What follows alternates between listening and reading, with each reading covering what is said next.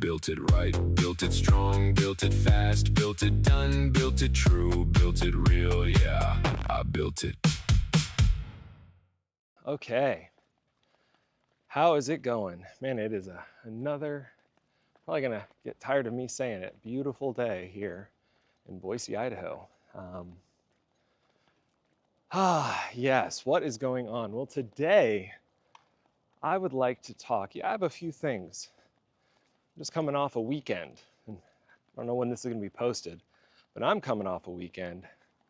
And I love weekends, because weekends give you time to think about what you're gonna, what bubbles up. I call that the percolator, right? You have thoughts, you have experiences, and you have got a couple good nights of sleep. It's an amazing what bubbles up. And today, what's bubbled up inside of me is really around the state of affairs, the state of, I don't know, the discipline, the field, the landscape, the state of practice or art for projects, for making stuff, for how we understand what projects are, how they work, what they even are. Because I don't know if many of you are, science history buffs, but fields of study, they have histories, right? They have long histories, and they go through various seasons of evolution. And projects are no different. You think back to early medicine, circa, I don't know, 1700s, and obviously way before that, but really the 1700s is when things started picking up. And all of a sudden they had a bunch of people interested in surgery and human anatomy. And, before that, different cultures, you're thinking about the body according to chakras or your different energy centers, And whether it's Eastern or Indian influence, and the Western history of the scientific revolution, the Enlightenment era, thinking about cadavers, right? The idea that we can dissect dead bodies and learn how the body is structurally laid out, right? And this is going to loop back to projects, I swear. But thinking about how the body is, like where your heart goes, where it even is a heart, right? Problem with cadavers is they're already dead. You don't know what they do when the person's alive. But you can see where, hey, you got some lungs there, and that's where your intestines are, and you can kind of put some stuff together. But really, before that, people had no clue where and how the body functioned, Can you imagine, can you imagine being a person in the 1700s going to a doctor, and their recommended treatment is to do bloodletting, right? Oh, let's leach your blood. We're just gonna make a small incision on your wrist and let some blood drain out of you. That'll cure you. How many women died on the operating table as they were trying to figure out the C-section? Ah, man, gosh, just the brutality of trial and error, right? And that's how fields get started. You also think about the Wright brothers, very similarly. They're in North Carolina, trying different designs of aircraft, trying to figure out what makes things float, how lift works, and how many iterations. Or Thomas Edison, thinking about Thomas Edison and the light bulb. And I grew up in Fort Myers, Florida. That's where Thomas Edison's winter home is. And you could, I remember going there as a kid, where you tour his gardens. And he had a beautiful, beautiful gardens, hundreds of different exotic species of plants. He would do a lot of experiments on rubber trees, plants, I don't remember, but very interesting. But in his workshop, just all the different light bulb designs and all of the inventions that he worked on, just a brilliant mind. But You know, the thing about Thomas Edison is he was not afraid of trial and error. Not afraid. And he would tinker, right? He would tinker the trial and error because he was working on stuff, working on technologies that didn't have enough data. There weren't enough examples to really understand what he was doing, right? Same thing with the Wright brothers, right? They're trying to generate a theory of flight, right? They're trying to understand how the heck does lift work? How does forward propulsion work? How does flight work? So there are lots of people out there doing trial and error. But eventually, when you've done enough trial and error, you start getting enough experience. You start understanding the ins and outs of how the thing works enough where you can start to generate a schematic, an operating manual, a plan, you know, a map, right? You start mapping out the territory. That's a good analogy, right? When you've explored enough of the territory, you start understanding the lay of the land. You start surveying a map, right? But it takes a long time to cover enough territory. It takes a lot of dead bodies, doing a lot of autopsies, a lot of surgeries to understand how the heart works or how your cardiovascular system works, to understand the role of blood and white blood cells, right? To understand the mechanics of flight, to understand how electricity works in the filament, right? It takes a lot of experience, a lot of trial and error, a lot of time on task to really get a good understanding of something. Well, and guess what, ladies and gentlemen? Projects are no different. And the state of our understanding of how projects work, of how really engineering, designing, creative tasks, building, all of that stuff is just a lot of experiments on a deeper universal thing that we're all exploring together, right? I don't care if you're an engineer, I don't care if you're an artist, right? We're all exploring something together, and that thing is called making, right? Building, doing projects. We're all making stuff, right? Whether we're making dinner, making a garden, building a business, building a software app, building a YouTube channel, it doesn't matter. We're all makers. We're all builders. We all have projects. And we're all in this together in this massive trial and error experiment to try to understand what the heck is a project? How does it work? What's the map of projects? What is the lay of the land, right? What is the map of the territory? What is the schematic, that operating manual, that blueprint of how projects work? Because without that, you're kind of stuck, right? You're stuck because you don't have an underlying understanding of the structure of things, okay? And we're all in this discovery process together. Because flip the script for a second. Would you, if let's say you had a broken bone, no, that's even too far. Let's say there's something wrong with your arm, okay? Let's say there's something wrong with your arm. You don't know what's wrong with your arm. You wake up one day and your arm is just in so much pain. You're in a lot of pain. You've never had pain like this pain. And obviously you're gonna go to the hospital. So you're there in the ER, and the ER nurse takes, in triage, takes you in and says, hey, what's going on? You're screaming in agony. You're saying, my arm, my arm. She's like, okay, your arm's in pain. Okay, we'll get you back there. So you get back there and the doctor comes in. All right, tell me what's going on. My arm, it's in so much pain. And the doctor says, maybe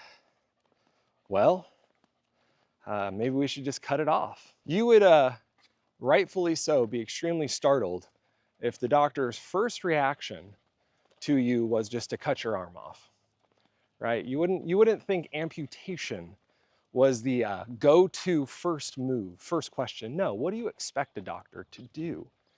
Well, you would expect them to try and diagnose you, would you not? you would expect the doctor to try to figure out what the heck is going on. So you would want them to ask you more questions. Well, what kind of pain are you experiencing? Is it muscular? Is it your skin? Is it your bones, right? Is it a joint? Do you have mobility in your hand, right? They start trying to go through the parts of your body to try to understand and diagnose what's wrong with you, right? But guess what? A doctor has to know the parts of your body in order to start walking through that, right? They have to understand that there's a difference between bone break pain, muscular pain, tendon pain, skin pain, like a burn or something, neurological pain that might come with numbness and stinging sensations, right? There's all sorts of kinds of pains. A stabbing pain, from maybe a puncture wound. Maybe you've got tetanus from an old rusty nail, and it's kind of this gripping neurological kind of pain. Maybe it's lack of pain. Maybe it's gangrenous. You know what I mean? Like, the doctor has to have a very good grasp of the anatomy of your arm in order to properly diagnose what's going wrong. At least a good doctor does, right? Because if they don't know, and the only thing they know is that amputation, lopping off your arm, makes the pain go away because, well, you don't have an arm anymore, right? You would not call that person a good doctor, right? The rule, first, do no harm. You would be very concerned that they don't even try to diagnose the problem, they just start cutting. Maybe some of you have had experiences with medical professionals like this. I don't know, hopefully not. But that would be a bad day. That'd be a bad day if all of a sudden you were interacting with a doctor who didn't care to diagnose, who didn't care to walk through your anatomy and run some tests, those tests to get at different aspects of your anatomy to try to get a structural diagnosis of where things went wrong. Okay, hopefully that is enough of a metaphor to get us to where we need to go today. Because what I want to talk about is what it takes for you and your projects to learn how to be a doctor, to learn how you can become able to be diagnostic, right? To learn how to diagnose. Because let's face it, if you don't know the parts of a project, if you don't know how projects work, if you don't know the anatomy of what you're up to in terms of how to build, how making works, how projects work, how the different tasks fit together in projects, when you come up against something that seems broken, when all of a sudden there's pain in your project, are you just gonna reach for the bone saw? Are you just gonna jump straight to amputation? Are you just gonna say, hey, this project has failed, let's cut it out? Right? I hope not. I hope we can do better. But do we blame? Do we blame one another? No, because really, this isn't your fault. It isn't really anyone's fault. It's just when we're early in a discipline, like the medical field was, everyone's doing trial and error. We're just trying to figure stuff out. We don't have a clear schematic of an anatomy to be able to be that systematic about diagnosing. So what ends up happening in projects is you chop it up to communication failure. That happens 9 times out of 10. What happened? Why did that project go off the rails? We just didn't email enough. We didn't have enough meetings.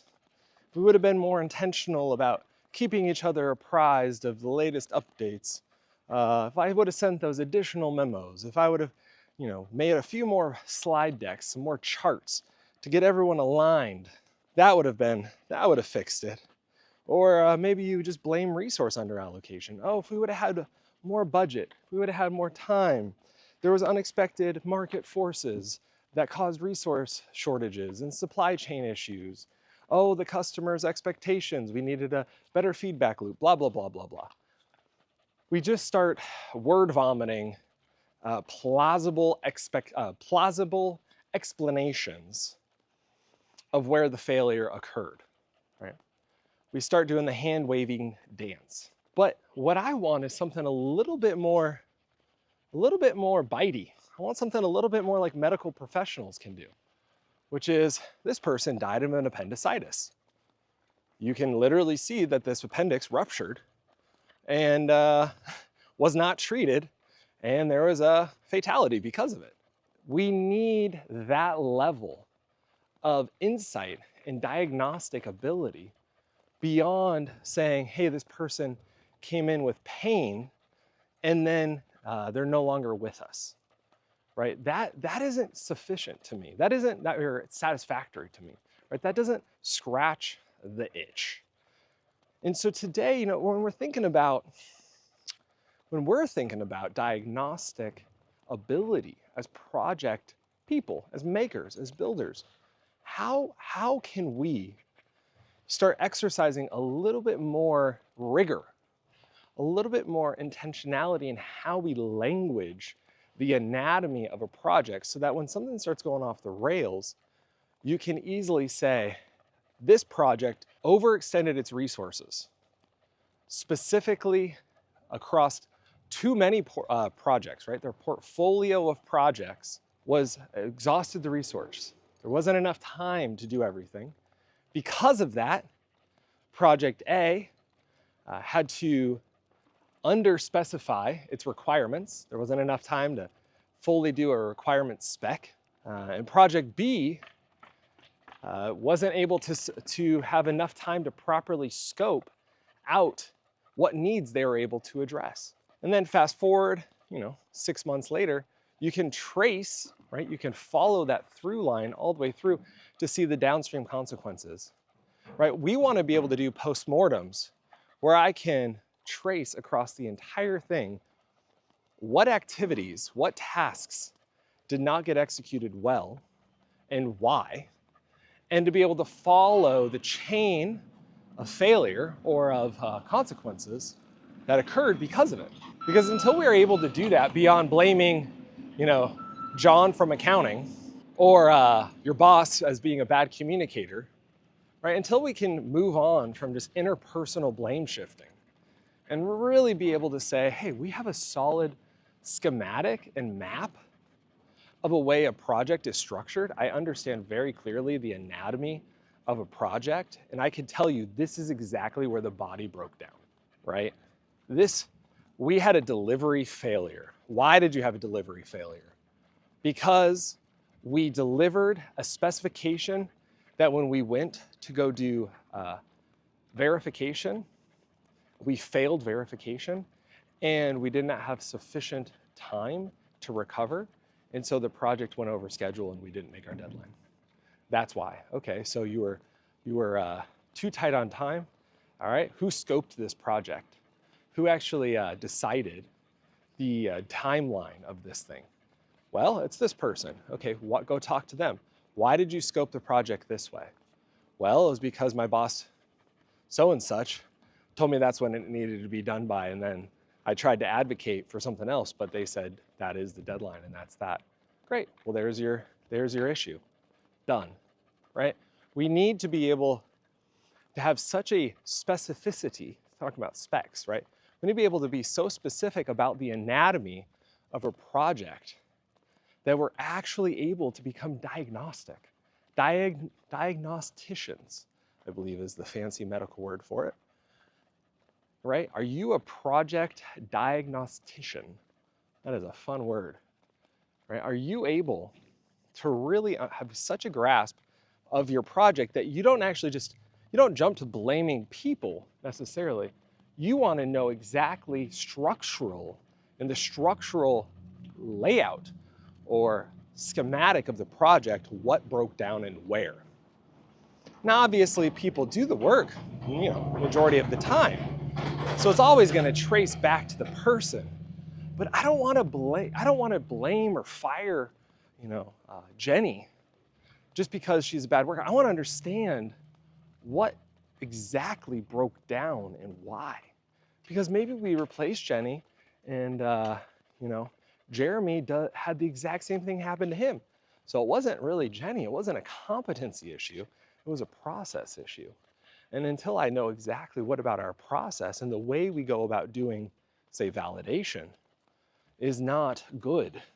it doesn't work, and that whoever gets plugged into that position is going to fail, right? That's where we need to be. And that is a state of maturity that the field has to evolve into. But really, what is the field, right? What is the thing I'm talking about, right? So with humans and doctors and medicine, right, where they're studying the human anatomy. They're trying to understand the human body, I should say. Same with aviation. That was my other example from earlier. They're trying to understand aeronautics and trying to understand how flight works. Thomas Edison, right? Electricity. What are we studying? What is the topic of our interest? Really, it's about making. It's about building.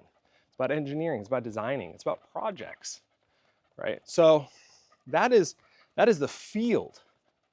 Now, where is the field on that to date? Right? Like I said earlier, we're largely in a trial and error era of engineering, of design work, of creative work, of project work. We have a clear understanding of what a project is trying to do, right? My definition would be something like it's a collection or a group of processes, of tasks that build a solution that meets a need using available resources. Something like that, a collection of tasks that builds a solution to meet a need or meet an identified need using available resources. Right? That's a good definition is around what a project is, right? We're using our needs, or we're identifying needs, using our resources, building solutions. And from there, that is the foundation. Those are the building blocks that will get us to a schematic, a map of what a project is. Because once you have that, then I'm telling you, then you have the language and the model, the body of a project, right? Just like a doctor understands the human body, do you understand your project body? The body of your project. So that when it starts breaking down, when a bottleneck starts happening, when you start seeing some issues pop up, you know exactly what to do. To be able to understand the body, right? How do we get that? How do we get that theory? Who is going to make the map, right? Who's like, maybe you're at the point where you're saying, okay, Christian, you convinced me. You have sold me, we need a map. Give me the map. I want the map. All right, here's the map, right? The map is quite simple. From that definition, you have your needs, you have your resources, you have your solution. Well, what is the work? What are the tasks, right? Using that definition, it's a collection of tasks. So what are those tasks that you have to do to identify the needs, that you have to do to accumulate the resources, to build the solution? That's it, right? So what are those tasks? Well, we need to scope out the need. What do we use to scope out the need? Well, we use our resources, right? This is what I got to work with. This is what I can do, right? If you're a business owner, you're not going to be agreeing. Let's say you have a lawn care company. You're not going to be agreeing to mow the entire valley, the entire Treasure Valley of Idaho. You don't have enough resources for it, right? You only got what you got, and that's going to dictate what houses you can service. Maybe you just have one little push mower because you're 14 years old, and the governor said, hey, come mow my lawn. You don't have time for that because you're still in school. You got one little push mower, you only got a few hours on the weekend, right? So that's going to dictate your limits, your time constraints, your budget constraints, your resource limits. Those limits are going to completely influence and shape how you go about scoping or addressing the needs available to you, right? So you could see all the needs in the world. You could see all of the hurting hearts out there, but you don't have all the time to care for every single one, right? You have to pick and choose what needs in life you're going to address. That's hard to do. A lot of people really struggle with scoping. A lot of people feel like there's a lot of needs. You see a lot of needs, but picking the right ones to actually do something about. That is a challenge, a real challenge. Okay, number two, second task is provisioning. Given the needs we've chosen to address, what resources need to be provided? What do we actually need to get this job done? What materials, what time, personnel, what workflows, what processes? Task three, given the need that we've identified, what is the solution going to look like, right? We need to specify the solution. We need to spec it out. We need to design it. We need to plan it. We need to list out the requirements. We need to understand the design, the architecture, whatever you want to call it, the blueprint, okay? Step four, task four, I shouldn't say step, because really it doesn't matter the order too as much as you think, but task four is delivery. Great, we got a spec, we've provisioned the resources, we got the resources we need, we've narrowed down the need to whatever we can actually reasonably do. Let's deliver it. Let's deliver the solution. Let's deliver the solution. And then task five would be verification. Verification is all around checking the thing you made that was done correctly, was built correctly. This is all about the double check quality control. Are you a quality control person? Do you enjoy looking at, looking for the little, every I dotted, every T crossed, right? And then finally you have validation. That's the sixth and final task, which is all around making sure that it actually met the need. Did the solution meet the need?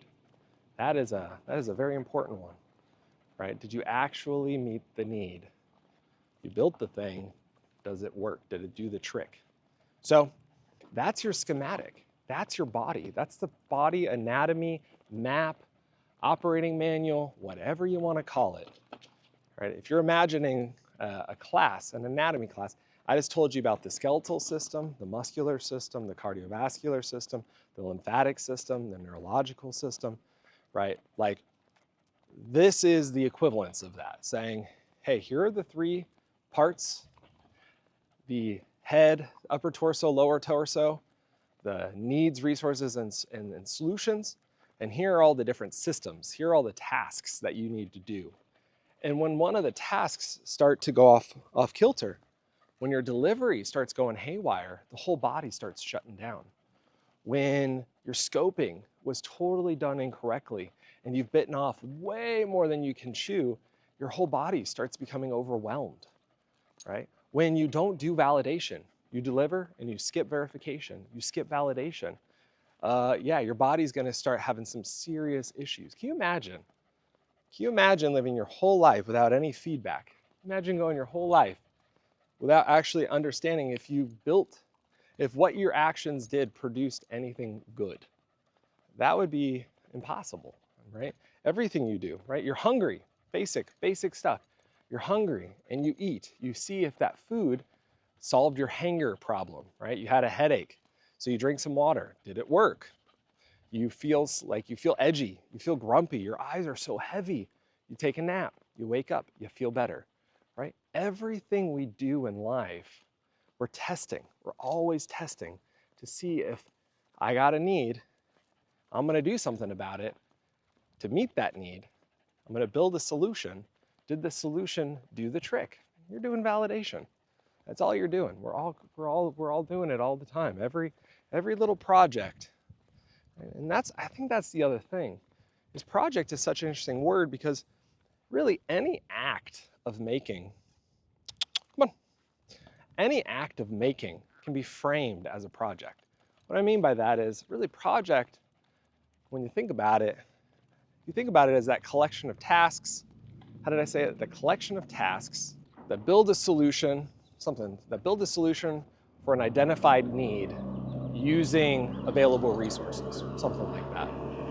Right? So if we use that definition, I mean, that's pretty good, but it could be applied to really anything, right? That's why I always say, like, from making breakfast, making your bed, to teaching your kid to read, to building a business, to building a civilization, right? Even we use that phrase all the time, like America or the West and its civilizational project, right? The modern era is a project of the Enlightenment.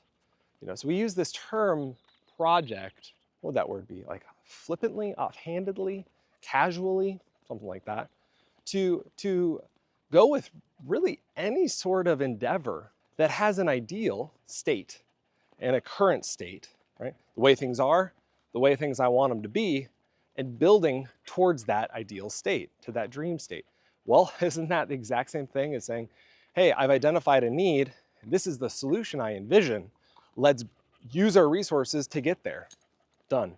So that's how a project is. And so thinking of yourself as a maker, as a builder, as a designer, as a creative, as an engineer, we're all doing this together. We're all working on projects, and we all use the same anatomy, the same map, the same schematic, or same template.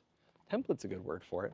The same template of this making pattern of those 3 building blocks and 6 tasks. Because really, it is just that fundamental pattern of any time we make anything. This is just the stuff that has to happen. This is the body, that template of making that we all need to use.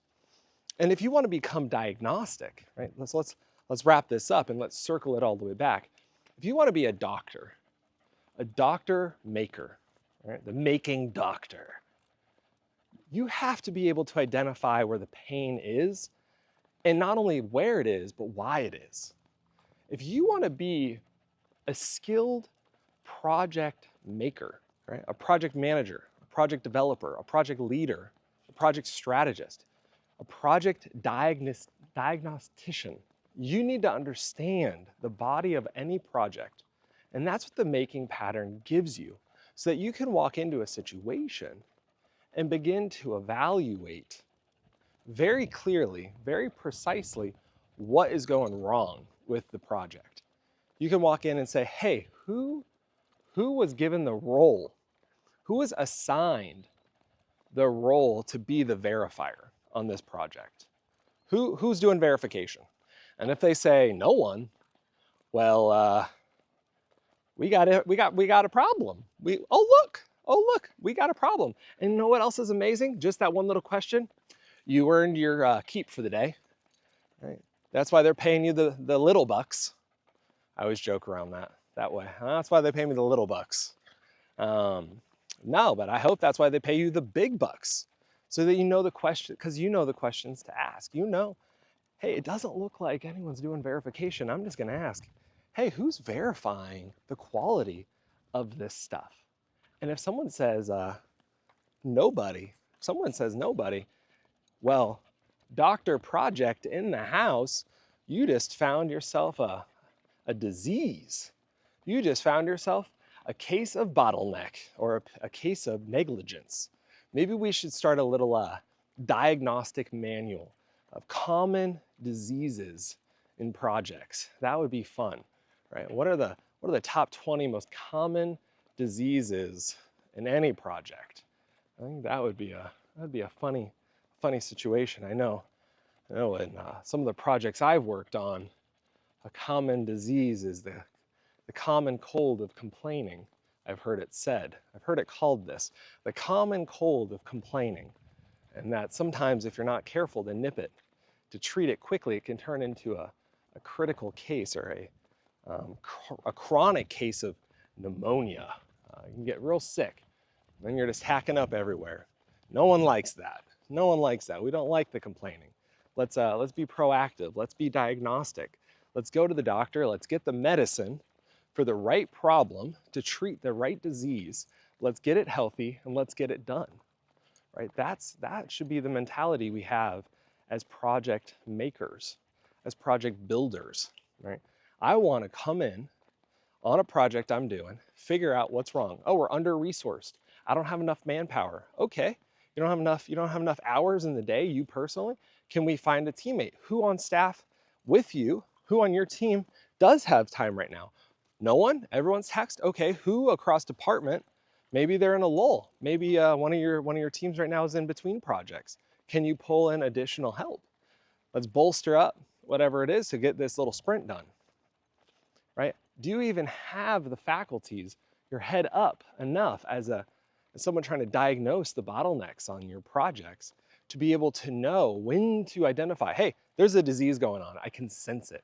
We need to triage this. all right, what's wrong? Let's do something about it. Let's get it done. So I'm gonna wrap it up here.